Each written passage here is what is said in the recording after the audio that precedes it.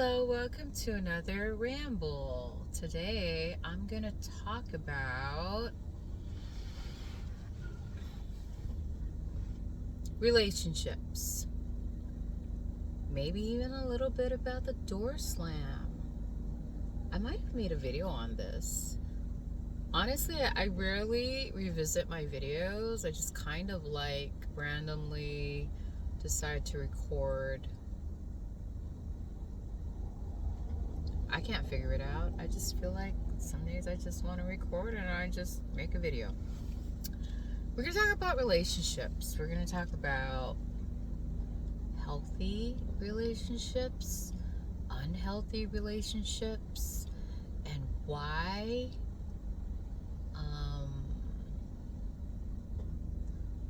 door slamming may not be the only option. Okay, so it is in my own personal opinion that a healthy relationship consists of two people making the conscious decision to collaborate and cooperate and build something together. It could be emotional, mental, spiritual, physical, material. It could be anything. But it's basically two or more people deciding to cooperate and collaborate towards the same objective. Like they have a common goal in mind, and they're both putting in equal effort. It's reciprocated. I feel like there should be honesty. There should be proper support system put in place where you're helping each other to grow or know or become better.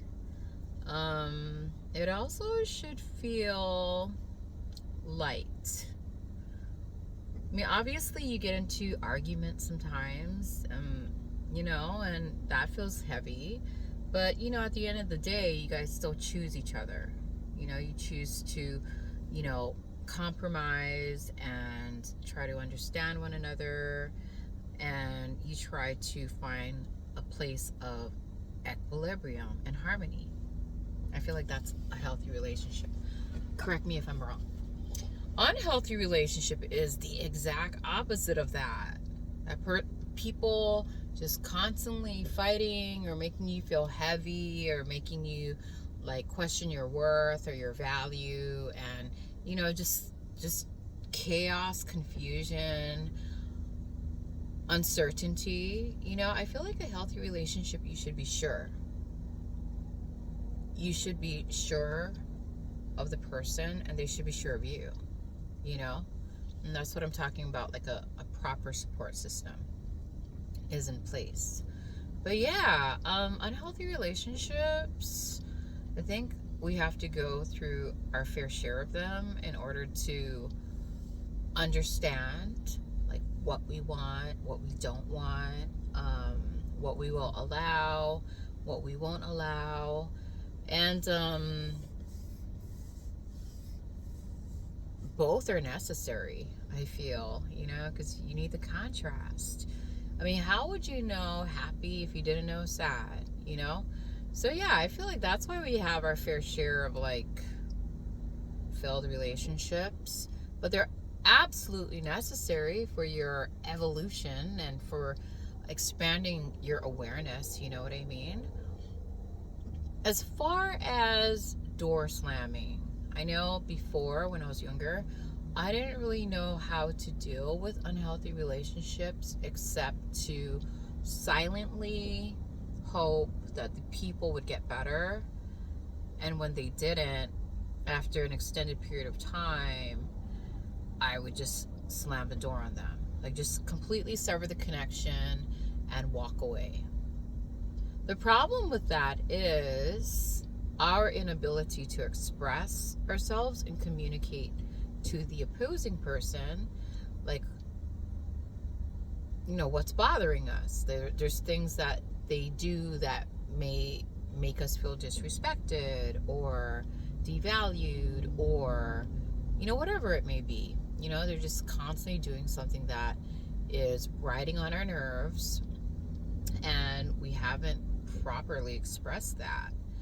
And so now that I'm older, I actually try to have conversations with people, and I'll also be very upfront and honest about like what I expect or what I will allow or not allow. And you don't have to be mean about it. You just have to say it. And that way you give the person the opportunity to self-correct. Sometimes it's effective.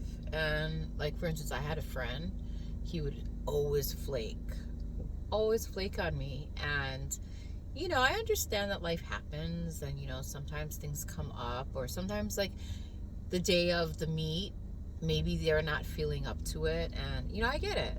I'm pretty understanding in that regard. But when it becomes a pattern and it's consistent, it's just kind of well, at some point, I think you have, what is that? Taken advantage of my ability to understand. And now I'm going to hold you accountable. Especially if it's something that I wouldn't do. I wouldn't consistently make plans with someone and flake every single time. And it's fine. It's fine if people want to do that. That's cool. And if you're cool with that, that's cool. But I obviously was not cool with it, and so I had a very uncomfortable conversation. And guess what? We're still friends. And he doesn't flake anymore. See, a lot of times people just aren't aware that they're doing stuff that,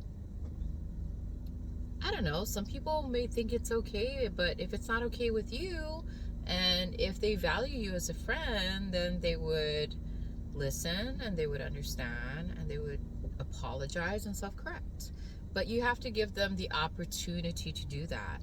A lot of times people just have no idea that they're doing something that you might find offensive because you just haven't spoken up about it. And I don't know why I was afraid to, I know why I was afraid. When I was younger, I was afraid to speak up. One, because I was afraid to hurt people's feelings. But I was hurting my own feelings. How is that fair? I think another reason why I was afraid to speak up was, well, a big one was I didn't want to hurt their feelings. And because I didn't want to hurt their feelings, I didn't know how to communicate.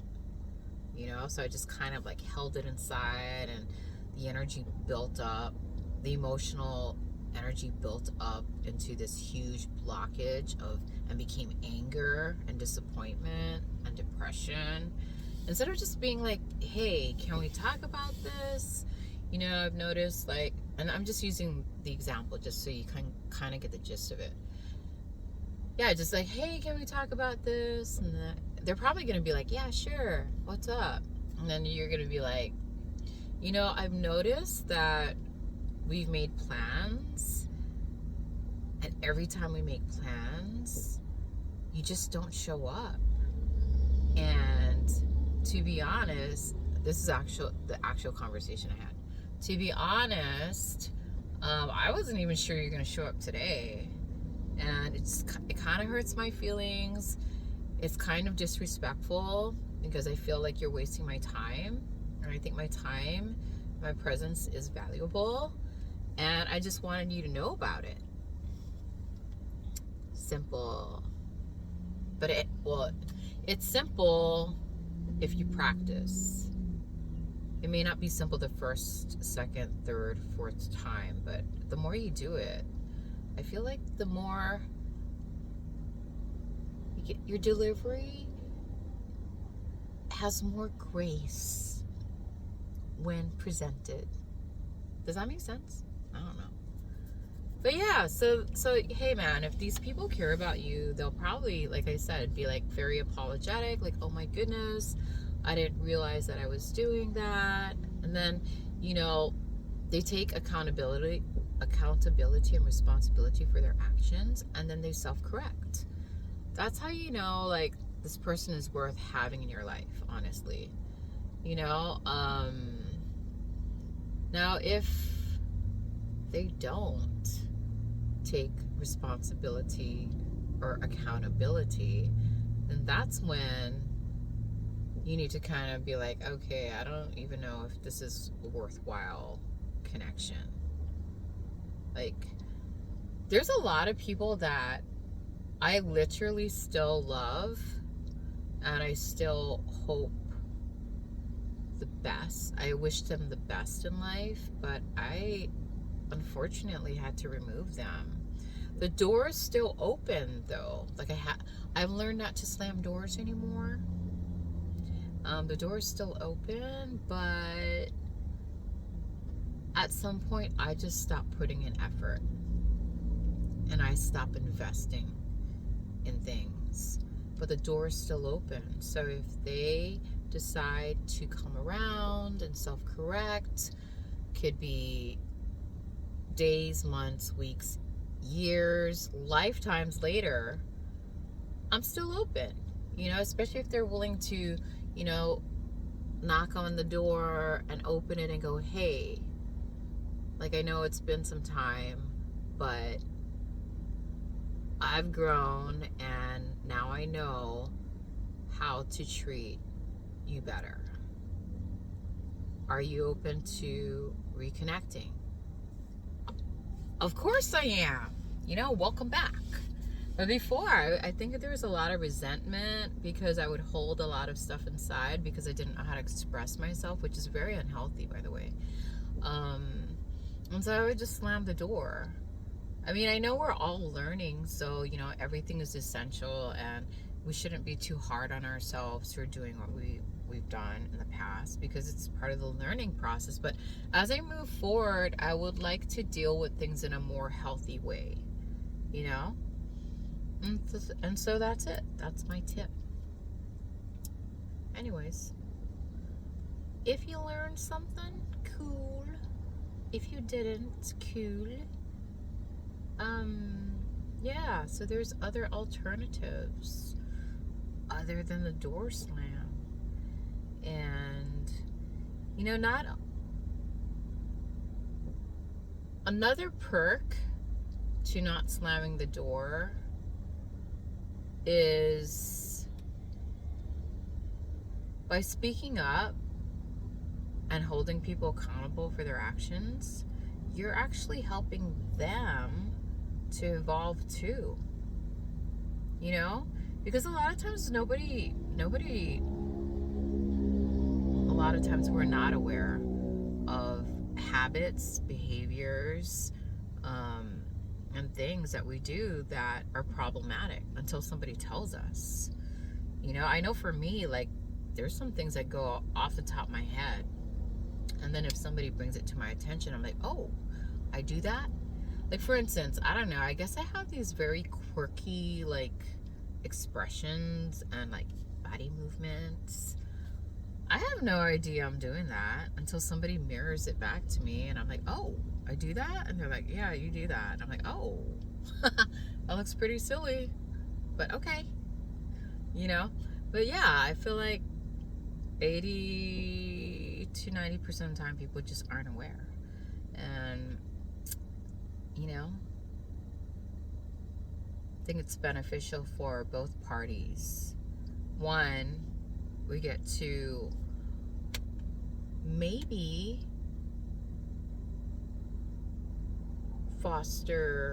get people to foster more awareness about their actions and behaviors and patterns that are not beneficial.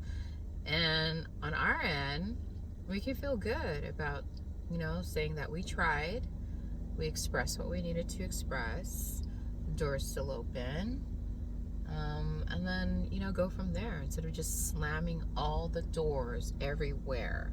You know, you still have some, like, light coming through the doors. It's not a well thought through thought, but maybe some doors do need to be slammed. Especially if somebody is super duper toxic. No, I feel like everybody has the opportunity to change. And like I said, I would leave the crack open, but I would probably withdraw my attention, my energy, any type of investment in the person. I would still wish them love and root them on from afar.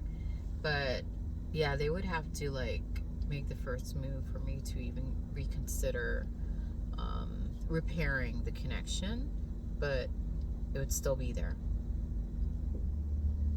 Anyways, thanks for listening to my ramble. If you learned something cool, if you didn't, that's cool too. Blessings to one and all. Amen.